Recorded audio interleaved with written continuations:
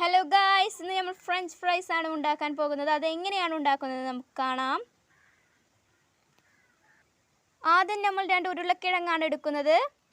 അപ്പോൾ ഇനി നമുക്കിതിൻ്റെ തൊലിയെല്ലാം വൃത്തിയാക്കാം. അപ്പോൾ നമ്മൾ ഉരുളക്കിഴങ്ങ് തൊലി കളഞ്ഞിട്ടുണ്ട്. ഇനി നമുക്കിത് നന്നായിട്ട് കഴുകിയെടുക്കാം. അപ്പോൾ ഇനി നമുക്ക് എങ്ങനെയാണ് അരിയുന്നതെന്ന് നോക്കാം.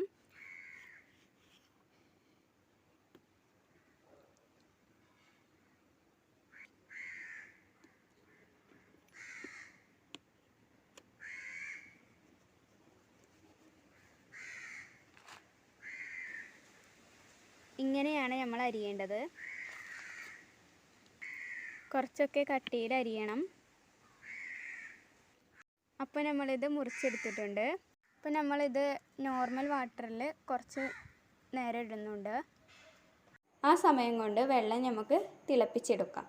അപ്പോൾ നമ്മളിനി തിളപ്പിച്ച വെള്ളത്തിലേക്ക് ഉരുളക്കിഴങ്ങ് അരിഞ്ഞ് വെച്ചത് ഇടുകയാണ്. അപ്പോൾ നമുക്ക് ഉപ്പിടാം.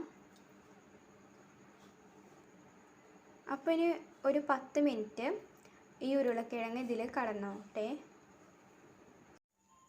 അപ്പോൾ നമുക്കിതൊരു വേറൊരു പാത്രത്തേക്ക് കോരിയെടുക്കാം.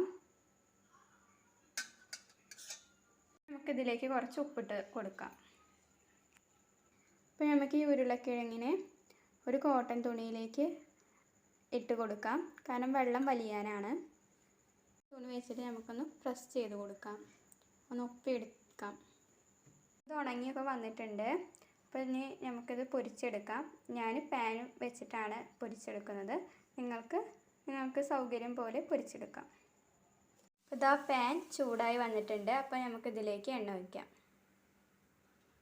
നമുക്കിതിലേക്ക് ഉരുളക്കിഴങ്ങ് ഇടാം.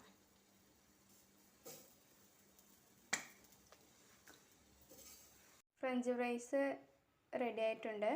ഇത് നമുക്കൊരു ബൗളിലേക്ക് എടുക്കാം.